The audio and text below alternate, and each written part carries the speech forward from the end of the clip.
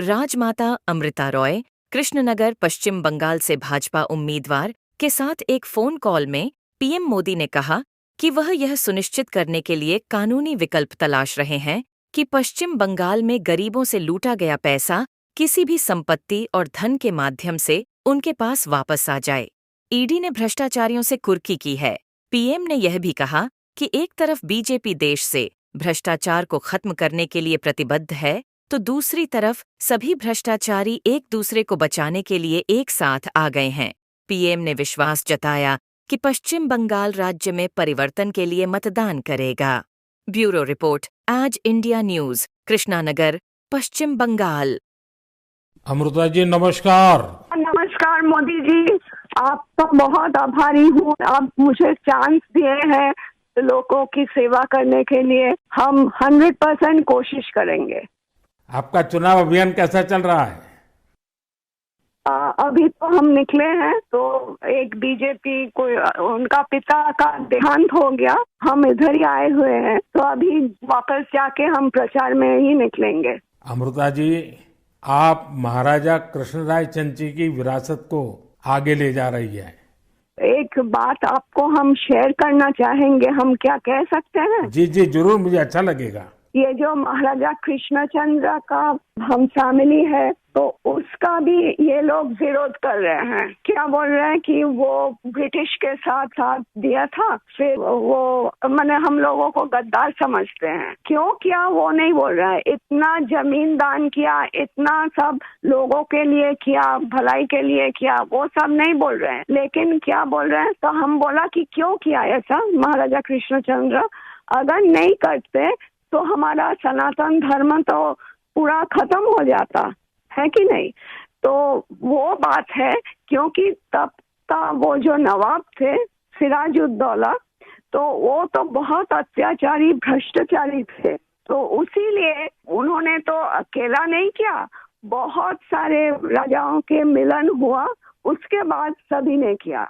जगत सेठ भी थे और राजाओं थे, तो उसी सभी के मेहनत से ये काम सफल हुआ। तो अगर नहीं होता, आज हम हिंदू नहीं रह पाते, हमारा भाषा दूसरा होता, हमारा वेशभूषा एकदम अलग होता और सभी अलग हो जाते। हम तो दूसरों के अधीन रहते ना, यही बात है।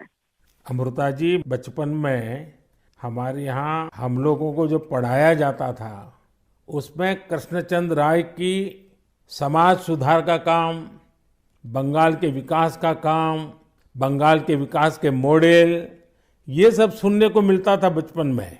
अब देखिए, ये वोट बैंक की राजनीति करने वाले लोग हैं, तो बहुत ही अनाप शनाप आरोप लगाएंगे और 300 साल पहले की घटना निकालेंगे, 200 साल पहले की घटना निकालेंगे और बदनाम करने का प्रयास करेंगे।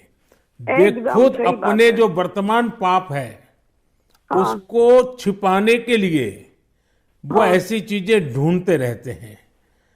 लेकिन जब भगवान राम की बात आती है, तो वो कहते हैं कि सबूत कहाँ है, इतनी पुरानी बात क्यों निकालते हो। लेकिन जब कृष्णचंद्र राय की बात आती है तो वो तुरंत निकालते हैं। तो इस प्रकार से उनके दोगलापन होता है और आपको इसका बिल्कुल मन में प्रेशर नहीं लेना चाहिए। आपने तो बंगाल का उज्जवल भविष्य और आपका स्वयं का जीवन भी लोगों के लिए रहा है। हाँ जी। और आपके सामने बंगाल की विरासत को बचाने की भी चुनौती है, और आप इसे कैसे देख रही हैं? आप?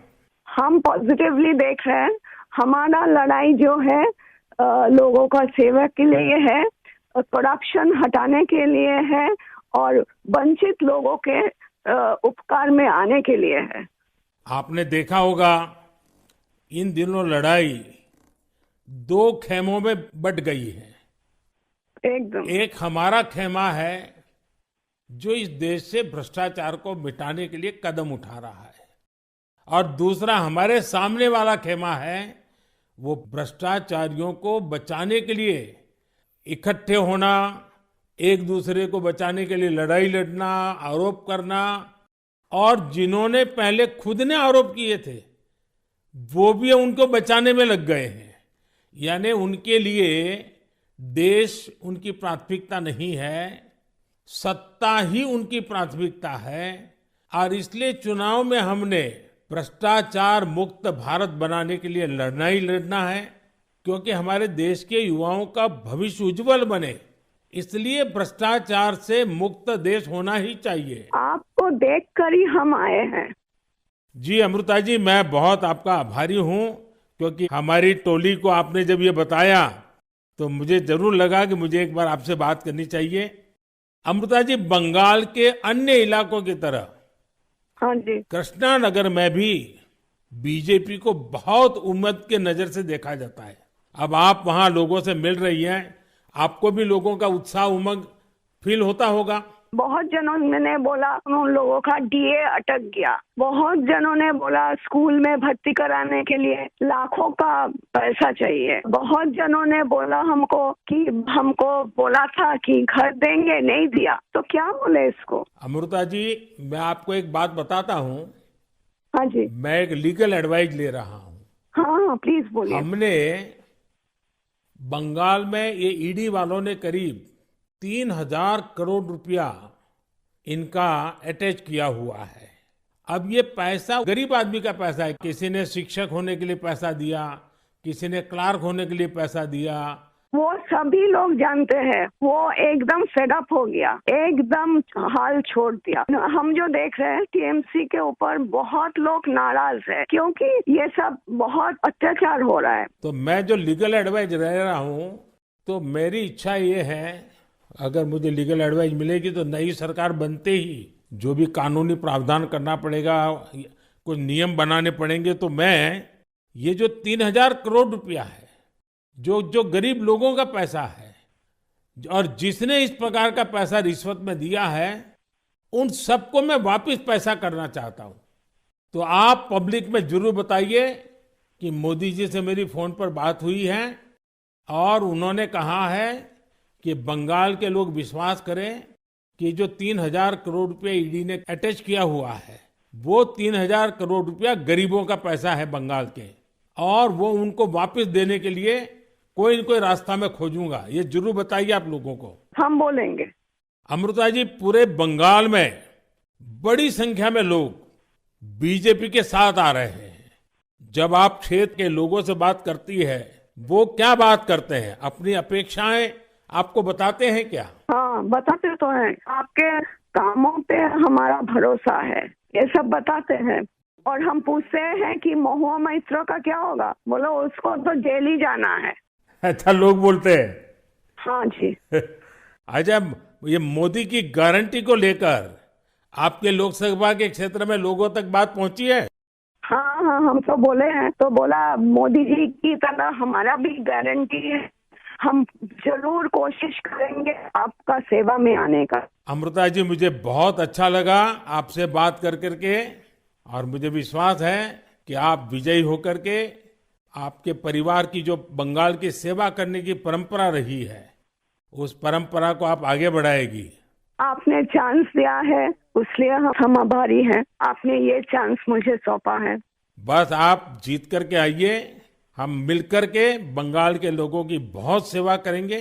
और आप भी जीतने के बाद पहले 100 दिन में कृष्णनगर में क्या करना है, उसका पूरा काम निकाल के रखिए। मैं पूरी तरह आपके साथ खड़ा रहूंगा, और उसमें से जो भी काम भारत सरकार को करने होंगे, वो तुरंत कराने का हम प्रयास करेंगे। आपका आशीर्वाद मुझे चाहिए बस जनता का आशीर्वाद हम सबको चाहिए। जनता का आशीर्वाद ही हमारी सबसे बड़ी ताकत है। लेकिन आप मुझे गाइड करिए, ये हमारा रिक्वेस्ट है। नहीं, बिल्कुल हम संपर्क में रहेंगे, और मेरी आपको बहुत शुभकामनाएं हैं। बहुत बहुत धन्यवाद जी। नमस्कार।